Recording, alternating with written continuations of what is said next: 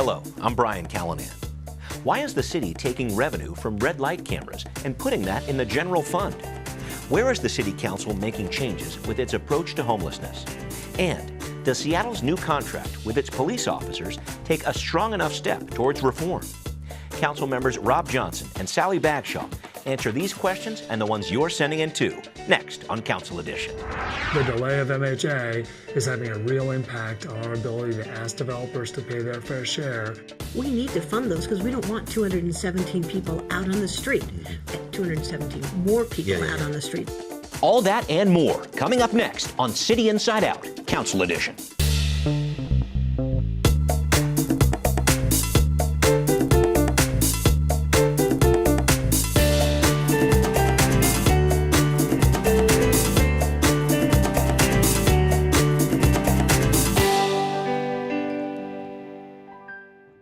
And joining me for this discussion, we have Sally Bagshaw and Rob Johnson. Thank you very much for joining me on what is a very, very busy time for Council, talking about the budget. And I will start with the budget chair right here. And Sally, let's break this down.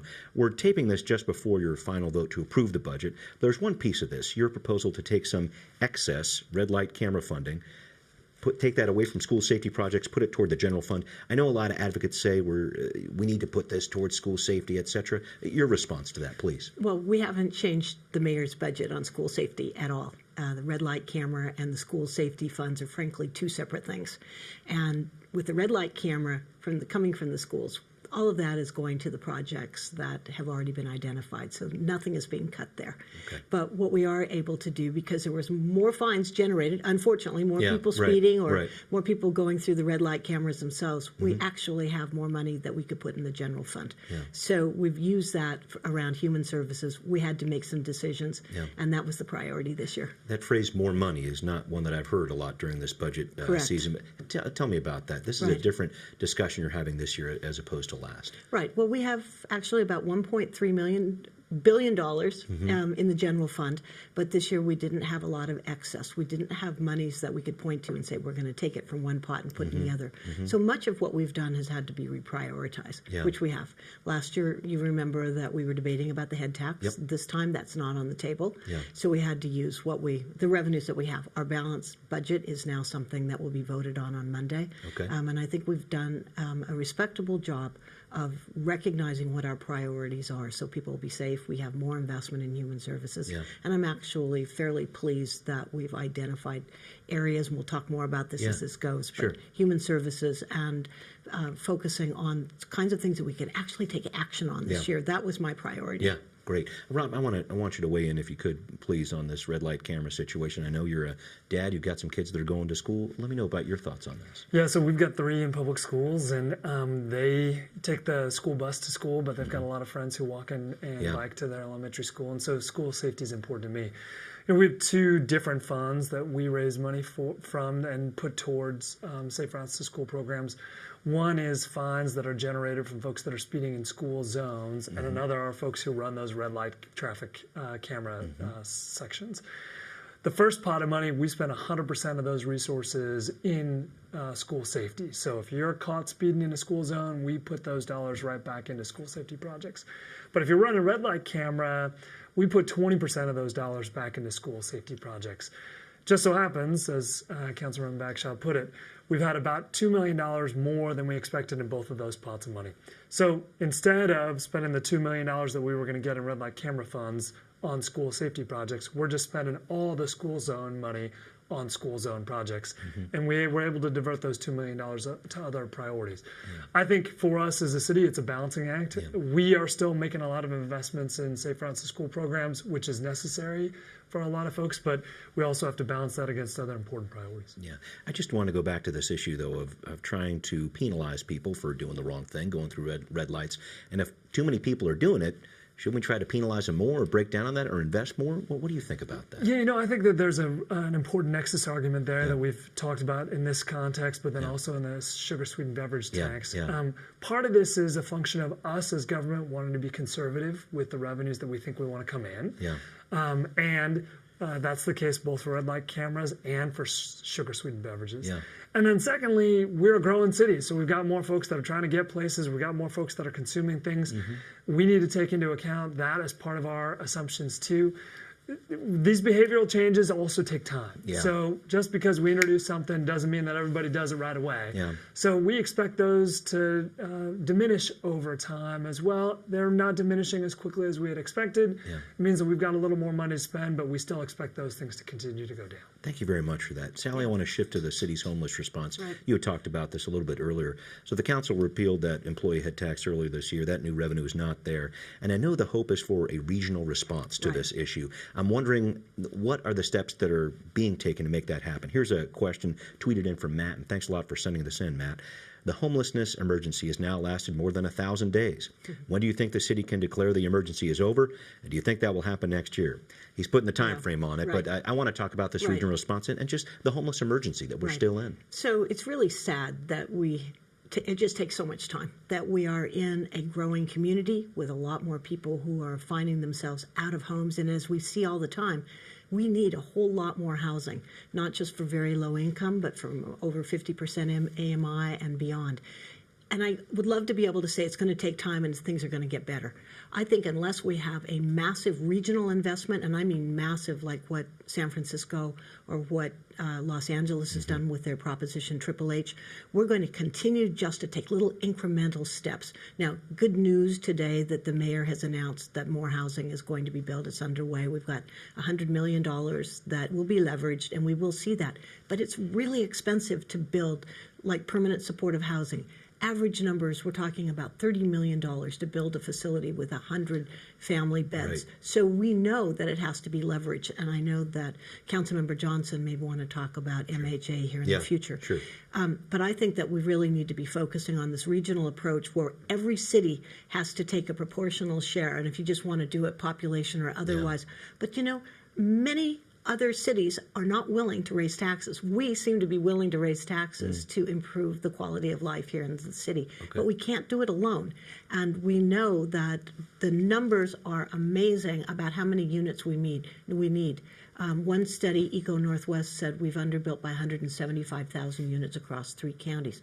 One of the committees that Councilmember Johnson is on is saying we need to, over a 20-year goal, put 244,000 new units in our region. That's a stunning number. We're talking about 8,000 units a year. But frankly, that's the number we're going to have to attack. That's what we've got to go for. We need incentives from the state. We need other cities to be working with us. Thanks. Rob, let's touch on that MHA issue quickly. What did you want to bring up about that?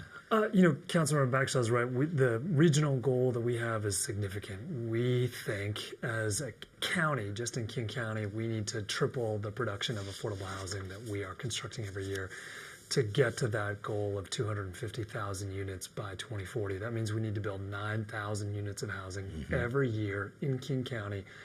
And those units need to be affordable to those folks making 80% of median income or lower.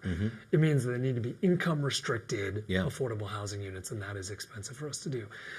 One of the best ways for us to be able to triple the number of units that were being built is to ask developers to pay a fair share. So the city has implemented a mandatory housing affordability program in 6 neighborhoods throughout the city. That has raised, just this year alone, a little more than $13 million. That'll be part of our city's notice of funding availability that we use to allow affordable housing developers to go out and build more housing. We have also done an analysis of what the delay of MHA's implementation in the other 26 neighborhoods has meant.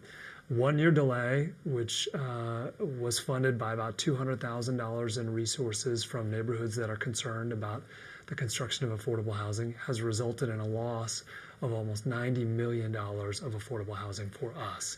That would be a doubling of the amount of money that we could give to affordable housing providers this year to build affordable housing. So for us, the delay of MHA is having a real impact on our ability to ask developers to pay their fair share to build more affordable housing, which we need to do right now. And Sally, I want to jump back to you. Another part of the spectrum here when it comes to homeless is how the homeless are sheltered here. And the city's really been wrestling with this concept of basic shelter, providing the overnight space, but not any case management, versus enhanced shelter, which has some services. resources with it. Basic shelter, certainly helpful, but the data shows it doesn't necessarily help people get into housing. So Right. Kevin sends in a challenging question here. At what point will the city have enough enhanced shelter capacity that the council will stop funding basic shelters? What do you think? Well, that's an issue that comes up every single year. And this year I decided to head it off at the pass and say the 217 mats on the floor, we need to fund those because we don't want 217 people out on the street. 217 more people out on the street. So the enhanced shelter is the 24/7, something that I've been advocating for years. Finally, we have gotten, 2 that the city is sponsoring that are 24/7, plus our tiny home villages, which, as people say, and I say in particular, this is not the end place. We don't want people to come here and stay. We want people to get stabilized and then be able to move. But we have to have, and they have to have a place where they can move to. So to our friend Kevin, yes, we need both, and it's a continuum. I would much prefer to be investing our money in good, affordable housing. That said, I'm not in a position, nor would I be in a position to say, I'm going to put all of you who are in tents now, leave you out on tents. So we've got to find people inside just to get people stabilized. I'm going to wrap up on the homelessness response with one last piece. And Rob, maybe I'll start you here. Mayor had called for an expansion of the navigation team, the group that goes out and interacts with a lot of the homeless camps that are out on the streets. Councilmember Mosqueda has proposed to reduce that expansion, put the money towards a pay increase for homeless service workers. There's been some pushback on that. Your position here? We've got a deal on that where the council is going to vote on Monday and not put ourselves in that forced position where we're having to choose between expansion of the navigation team and or funding for human service providers increases. So I think that that's a good deal. We've been able to have some negotiations over the last couple of days to get us to that point. I'm a big believer in the work that the navigation team does. I was out today, this morning in Meridian Park in Wallingford, talking to folks associated with an elementary school that's right there who are very concerned about the number of tents that they're seeing in the park. The navigation team is our city's response to have folks who are living on shelter get access to services and provide a safe way for them to get into permanent supportive housing. So we need more of those officers, we need more of those caseworkers, we need more of those data analysts, and that expansion is going to go forward. And I'm fortunate to have helped play a small role in those negotiations and believe that we need to both pay the workers who we're contracting with from human service agencies an appropriate wage so that they can do good work, and also make sure that the navigation team can expand because it's being successful. Your thoughts on the nav team? Absolutely. Yeah, and Councilmember Johnson is being modest. He and Councilmember Mosqueda help scrub the budget and look for some additional money so that we can have both, that we can increase our navigation team. I'm a huge fan of adding mental health workers to those teams too. So we are doing that. Hopeful maybe in the next quarter we may be able to do more of that, because we know that the people that are having contact with those that are living in tents, building that trust and being able to say, we have a place for you to go, whether it is a permanent shelter, if it's a tiny home, we know that if it's 24/7, people are much more inclined to go. And if they can bring their pets and their partners and their possessions, it makes a big difference for them. Last budget piece. Rob, I want to make sure I touched on this. The community health engagement areas there, the safe consumption sites, safe injection sites, some people have called them. I know there was a little bit of money that you threw on a green sheet there. Is that still happening? What's going on there? It is. So we received $1.3 million in last year's budget for the capital facility necessary to stand up a safe consumption site. We asked for another $400,000 to fully fund what the mayor says that she needs in order to stand up a site. We were lucky to get another $100,000. So we're standing pat with $1.4 million. That'll be part of the 2019 budget assumptions. We think that that should be enough combined with the county's mid money to be able to cobble together what we think is about $3 million, which should give us enough capital and operating for 2019 and 2020. So now it's really about working with service providers and siting a location, which I think, is going to be a controversial issue, but I think is a really critical, important first step. Thanks for that. And just one more thing on that. Briefly, here we go. So when the King County Seattle group came together 2 years ago, this was a recommendation. It wasn't one of the central recommendations, but they said this will help. This will get people off the street, keep them healthier, and also something I've been supporting is the buprenorphine clinic. So it goes hand in glove. If we can get people inside and giving them alternatives so that they can help beat their habits, this is a way and a public health way that we can make the community safer and people healthier. Thank you for that. Sally, I'll stick with you. Sure. I want to talk a little bit about the police contract that was just sealed with the Seattle Police Officers Guild. Been a long time coming. You've been on the council for a decade nearly here, and I know you've seen this issue unfold over the years. There was some back and forth here with this. I know a lot of the law enforcement community thought this was a great thing, but there was some pushback from the Community Police Commission, other community groups that said this is not a good deal. It was ratified by the council. What's next year? What's going on? Well, it was ratified. It's moving forward. Okay. What I appreciate is the fact that it really balanced. We were able to go back, and it's been 4 years without a contract, so that our police officers will get the pay and the increases that they deserve. What do you say to those community groups, though? I say that everything is a compromise. We now have police that are being paid, and the community is saying we need more police on the street. Right. So this is going to help us do that. We're going from a position where we were like paying our police officers the least of any of the major West Coast cities to putting us in the middle of the pack. Okay. It's got to go forward. If Judge Robart says that it's not ready for prime time, it'll come back to us. But we're going to be at the table in 2 years anyway, starting to renegotiate this. So I say, let's go forward. Okay. Rob, you serve on the Safe Communities Committee, and I wanted to talk about your input on this. What did you see out of this? I don't have much to add other than, I think we both feel very fortunate to have Councilmember Gonzalez chairing that committee because I would trust no one more to understand the reforms that we want to see in place while also recognizing the hard work that officers do on a day-to-day basis. Yeah. She has done a really great job of shepherding this through. Of course, the mayor was the one who really started that negotiation. So from my perspective, the next steps are really about the reaction from our federal monitor and the judge. And as Councilmember Bagshaw said, if the judge says we got more work to do, then it'll come back to us. But if we don't, we get a 2-year pause. The officers get the pay increase that they need. We get a lot of the major accountability reforms that we've been asking for, and we get to move on. Okay, thank you for that. Picking up the pace ever so slightly here. We just went through a midterm election. In case you were hiding under a rock, that actually happened recently. Rob, I want to get your impressions on what you saw. Big win for the city's Families Education Preschool and Promise Levy, but a mixed bag on some of the state initiatives that I know the council weighed in on. Your thoughts post-election? I'm thrilled about the victory for the Families Education Preschool and Promise Levy. That's going to make a huge difference for the lives of thousands of preschoolers who now will get access to free preschool. It's going to make a huge difference for all of my PTSA parents who rely on the Families and Education Levy to fund reading and math interventionists, summer learning programs, after-school programs, mental health counselors and nurses within those elementary, middle, and high schools.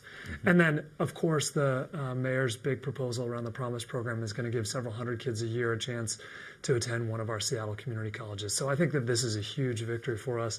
I will say the city and the school district historically have been rightly or wrongly maligned as not having a really good working relationship. Over the last several years, we have really worked hard to make sure that we are coordinating well. The district now has a set of capital investments that they're going to put in front of voters in February. They've been working with us hard on those capital investments, just like we worked with them on our levy. So this is a really great working partnership. The new superintendent, Denise Juneau, has been working really closely with the mayor, with Councilmember Gonzalez, with myself, with Councilmember Bagshaw. So I think that there's a really great relationship to support all of our kids in our public schools. I was disappointed by the 1631 results. I was going to mention, I think when you carbon fee, carbon fee, yes. When you look at the investments that were going to be made with those resources, whether that was public transit, whether it was affordable housing, whether it was about cleanup of Puget Sound or other water-based resources, lakes, rivers, and streams, those were critical investments. But Big Oil was going to spend literally whatever it took in order to defeat that ballot measure. They spent $30 million. If we had spent $30 million in favor, they would have spent $60 million. If we had spent $60 million, they would have spent $120 million. It was their number one priority at a national level, and that's really, really hard to defeat. I'm excited about some of the other initiatives that have gone through, but those two were a mixed bag for us. And I will add to the gun responsibility. I was going to say, that's a big part of your background. It has been, and I was thrilled. Over 60% statewide, that is a big number, and I hope the legislature hears that loud and clear, that in this state people want, obviously, to protect constitutional rights, to make sure however, that guns are being stored safely, Right. that people know what they're doing when they're using the guns, Yeah. and I was a big fan, so I'm happy about that. Interesting to see, too. I know Seattle passed its gun storage measure. King Correct. County did. Edmonds has one. And now we have this statewide thing. Right. What do you think happens here? Clearly, a lot of people are talking about this right now. Right. Well, I think there's the appeals going on. Stephen Gottlieb NRA just said did that, yes.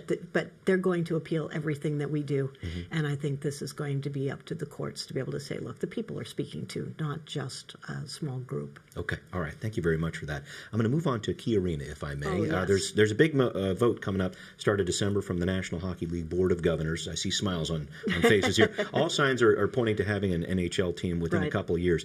It's a tight schedule. Will the arena be ready? I know we've been asking this, but it Right. feels like we're really close to crunch time here. Right. Sally, do you want to start? What are your Well, thoughts? I am thrilled, and I have to say that Oakview Group, OVG, has Yeah. been so responsive to the city, and I'm just very pleased Yeah. at the connections that they've made with us as a government, but also with the neighborhoods. And they've done a really good job with labor bringing them in. Yes, I think that this hockey team's going forward, and they've actually hired Ken Johnson with SOJ to be one of the project building overseers. And frankly, he's done many of the major projects that we've done around the city for the last decade and a half. The fact that he's on board helps me have the confidence that we're going to make it. Something specific you might be looking at as this project goes forward Yeah. when it comes to the construction, transportation, different issues? What are you looking Well, at? the transportation and congestion is really the big thing. I think about Department of Neighborhoods that you work with a lot. Yeah. Right. Department of Neighborhoods has been super reaching out to Uptown, Belltown, Yeah. and South Lake Union, but we've got to get people there and back before the game and after the game. Okay. So there's a lot of opportunity here. I think, we're talking about pedestrian connections, bike Yeah. connections, working with Lyft and Uber for places and drop-offs. But frankly, we're going to have to upgrade the monorail as well, and I think there's plans afoot to do that. Yeah. And getting more buses there, because light rail's coming, but not for about 15 years. Yeah, yeah. So by the time that it opens, we still need to deal with the next 15 years. Rob, your thoughts about the KeyArena project going forward? I think what they're trying to do is really ambitious. I mean, I'm obviously a big supporter. I think a major capital facility like this that's landmarked, where you're having to really work within the constraints of a physical environment, as opposed to where most of these arenas get built, which is an unconstrained parking lot, right? It just creates a lot of interesting challenges, which, like Sally, I'm really glad to see them having hired Ken Johnson. I think he does a really good job of managing those environments. For me, I'm super excited about the chance to see the NHL come back to Seattle. For us as a city, I think that the enthusiasm that this has generated is also second to none. It is an amazing thing to watch the city kind of get unified around sports. We just had a big victory on Thursday Night Football last night, and Did Lockett really catch that ball? you absolutely Okay, caught it. all right. You heard it from Rob Johnson. Go ahead. Yeah, no question. Yeah. And so Mike Pereira thought so too. Yeah, that's right. So generally, I think that sports can be a really wonderful unifying place, and to see that manifested through the 35,000 folks that put down deposits is another great example of those cultural touchstones that, whether it's arts or sports or the mountains, that really bring us all together regardless of your political ideology or other issues. The nitty-gritty of it, though, in terms of what you're looking at, the transportation, I know that's a big issue for you, too. Yeah, so, for me, I think the system works well when you can get the folks that are selling beer at the stadium to get to and from work. If your Unite Here Local 8 workers, who are the ones pulling the tabs, have to be there 90 minutes before the game and have to close up for an hour after the game. If they can get to and from the stadium really well on public transit, on walking or biking, then your customers are going to be able to get there well too. We've got a lot of parking lots in the neighborhood. We can coordinate those well. We've got a lot of folks that are interested in a lot of other upgrades. But I think, generally the transportation infrastructure, we could be spending billions of dollars to improve that. We have a limited amount of resources. We've got to be really strategic about investments that we know are going to work well, not just to get people to and from the game, but are going to work well to get people to and from Uptown 24/7, 365. Got it. Rob, I'm going to stick with you. I wanted to ask a question back on MHA for a second because I believe the hearing examiner that's working on this case might have a decision pretty soon. I want to talk about this, and the Rainier Beach Coalition sent in a tweet my way to help guide the conversation. Thanks for doing that. They write this: is there any monitoring of the land speculation occurring due to MHA? Is it in the millions of dollars? What is the city doing to influence landowners to think about community benefits? Thanks again for the question. Help me out with this and the timeline we're looking at with MHA. Sure. So the MHA has been implemented in 6 neighborhoods. We've got a plan to implement it in 27 more. MHA at its heart is a allowance for a developer to build slightly taller than what they can build today, and in exchange requires the developer to pay a fee to build affordable housing or to build affordable housing on site. So in a neighborhood like Rainier Beach, where we don't have it today, there are a lot of folks who are interested in buying property. Whether you have MHA implemented or no MHA implemented, you're by a light rail station. Yeah. So there's a lot of folks who would really love to be able to build taller buildings by light rail stations. Implementation of MHA allows for us to make sure those developers pay a fee or build affordable housing where they don't have to pay that fee or build that affordable housing today. For community benefits issues, I think that there's a lot of really good stories to tell, and the cities have approached this in a lot of different ways, mostly in proactive work with developers. A project like the Africa Town project in the Central District, where we've got a private sector developer who's worked with a nonprofit in the neighborhood to build housing for the neighborhood, is a great example. And there are a lot of different ways that the planning department has engaged with folks. But to your final point, the hearings examiner is going to rule very shortly about whether or not we can move forward with implementation of MHA.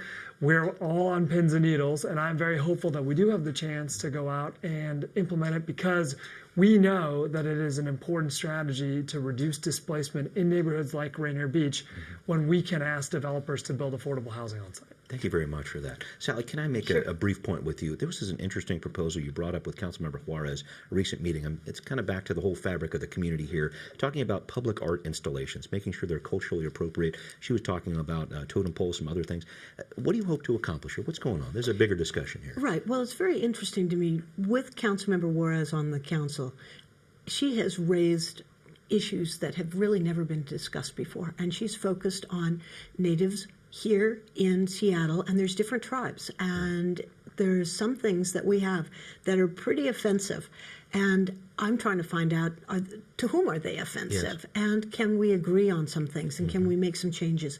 And an example, over in City Hall Park, which is right behind the courthouse, and I've been working on that all summer, there is a stone, and it is just about the size of this table, and on the stone is a plaque, and it was done by an organization 100 years ago that sort of glorifies the fact that there was a major fight between some white settlers and some of the natives, and the natives were destroyed, and that's honoring the fact that that battle happened. Well, I'm not so sure that that's appropriate then, but it certainly isn't now. And so I have invited Councilmember Juarez to work with me. She's Parks Chair, I Vice Chair that. Let's bring in the community and ask. And then it's, in some ways, it's a little bit like removing the Confederate statues. It's like, let's get ourselves updated. Okay, thanks. Rob, we need to wrap up here. You made an announcement recently about not running for re-election. Why'd you make that announcement? Why now, I guess, and what's going on? Great question. Thanks for acknowledging that, Brian. You know, as somebody who made strong commitments when I was running for office in 2015, to a lot of people, but most importantly to my wife and young kids, I had said, I want to do this for one term. And I think it's really important to keep your promises to folks, and particularly for my family, this is a really good decision for us. I wanted to do it now because I think for other folks that are contemplating running for office next year, it's a hard decision. And for those of us with young families, that requires a lot of conversations, and the holidays tend to be a good time where you can spend time and energy focusing on that. So I wanted to make sure that I announced early so that other folks had a chance to step into that space and talk to their families about whether or not it's something that they want to do. Okay, Sally, so let's say next December, Rob calls you up and says, hey, are you free at Monday, 2 p.m. for a cup of coffee? Would you be free? Just thought I'd ask. Listen, I am working with Mr. Johnson from now until the end of 2019. Sounds like a plan. With absolute knowledge that this man is going to be running through the tape. So all right. It's a delight to be able to work with him. All right, fair enough. Thank you very much, both of you, for this. We'll see you next time on Council Edition.